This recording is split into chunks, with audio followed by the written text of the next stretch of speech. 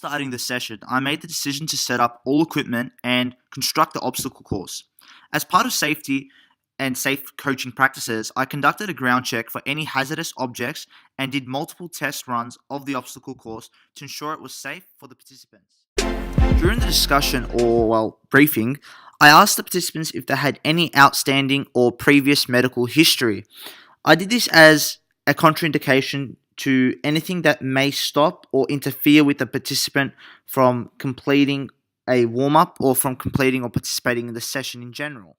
I identified to the participants that this was an in-school sporting session consisting of mountain biking skills, and I told them that the skills that I hope to teach them, which is my individual goal, was to help them avoid obstacles during a standard mountain biking session.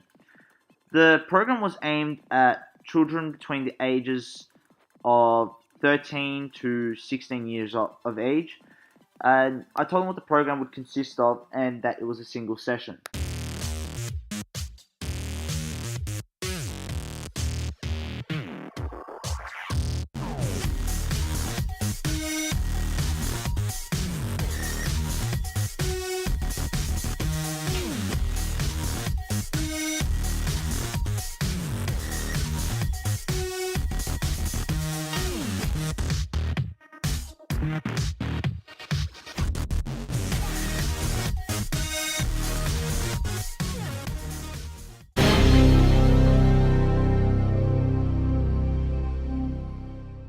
Using feedback from the previous session, I planned a martial arts session for beginners aged between 16 and 18 years of age. Alright guys, so today we're going to be conducting a little session, stay fit on the holidays, something fun. How old are you all? I'm 18.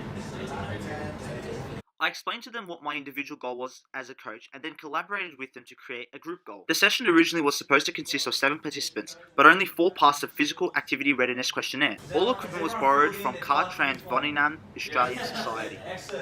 I started by explaining why warm-ups and cool-downs were important and how it would aid in performance and recovery, such as preventing DOMS, delayed onset muscle soreness, and cramp. Participants were asked a series of questions to identify what warm-ups and cool-downs would be appropriate. As part of safety, I implemented appropriate strategies, including ground checks conducted, as well as telling the participants not to punch each other or to the head. I began the warm-ups with a simple breathing exercise to encourage more oxygen to pump through the blood, and moved on to a jog/run, and I explained when I blew the whistle once, they lifted their knees up, and when true whistle blows meant to kick behind.